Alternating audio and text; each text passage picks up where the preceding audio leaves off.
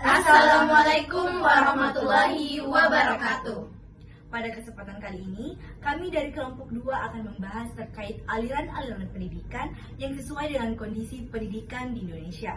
Sebelum kita membahas aliran-aliran tersebut, izinkan kami untuk memperkenalkan diri terlebih dahulu. Saya Sahra, Saya Liza Fikri, Saya Nur Almeida.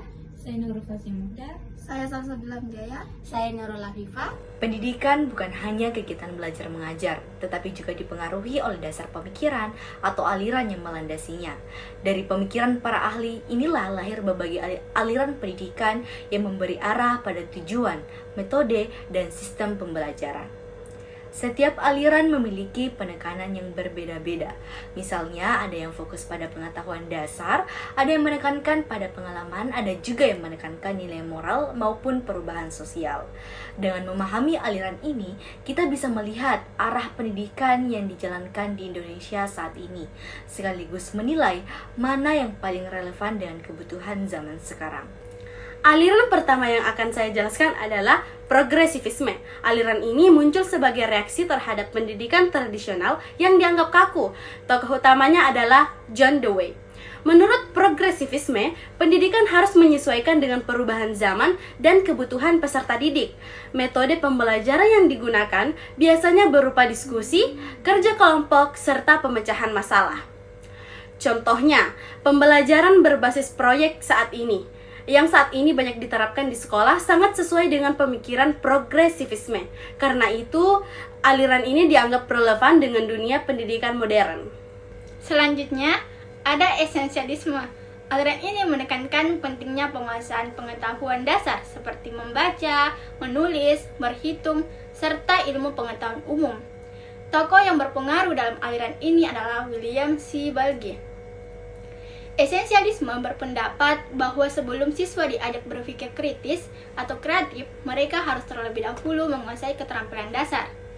Kedisiplinan dan kerja keras juga menjadi nilai utama dalam aliran ini. Hal ini masih relevan hingga sekarang, karena tanpa kemampuan dasar yang kuat, peserta didik akan kesulitan mengikuti perkembangan teknologi dan ilmu pengetahuan. Berikutnya adalah perennialisme. Aliran ini berfokus pada nilai-nilai kebenaran yang bersifat abadi dan universal. Tokoh-tokoh pentingnya antara lain Plato, Aristoteles, dan Thomas Aquinas. Menurut perennialisme, pendidikan tidak hanya mengajarkan ilmu, tetapi juga harus menanam moral, etika, serta kearifan yang tidak lekang oleh waktu. Dengan kata lain, pendidikan berperan penting dalam membentuk karakter peserta didik agar memiliki kepribadian yang baik.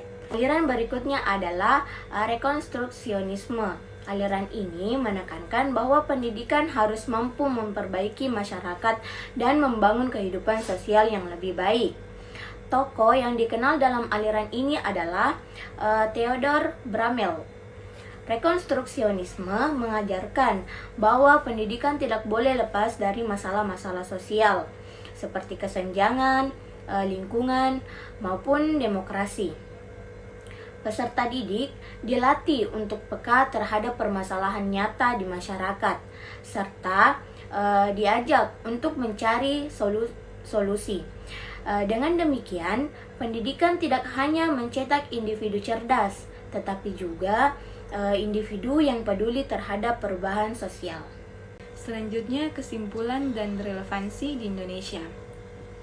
Dari berbagai aliran pendidikan yang sudah dijelaskan, kita dapat menyimpulkan bahwa masing-masing aliran memiliki peran penting. Namun, jika melihat kondisi pendidikan di Indonesia saat ini, aliran yang paling sesuai adalah progresivisme dan rekonstruksionisme. Alasan pertama, kurikulum merdeka yang diterapkan saat ini sangat selaras dengan progresivisme karena memiliki kebebasan bagi siswa untuk belajar sesuai minat dan bakat mereka. Alasan kedua, pendidikan juga diarahkan agar siswa memiliki kepedulian sosial yang sejalan dengan rekonstruksionisme. Meskipun begitu, Nilai-nilai dari esensialisme tetap penting agar siswa tidak melupakan kemampuan dasar, dan perennialisme tetap relevan dalam pembentukan karakter. Dengan demikian, pendidikan di Indonesia idealnya mengombinasikan beberapa aliran. Tetapi progresivisme dan rekonstruksionisme adalah yang paling dominan dalam kondisi saat ini. Baik, itulah tadi pemaparan terkait aliran-aliran pendidikan dan aliran apa yang sesuai dengan kondisi pendidikan di Indonesia. Sekian dari kelompok 2, kami mengucapkan Wassalamualaikum warahmatullahi wabarakatuh.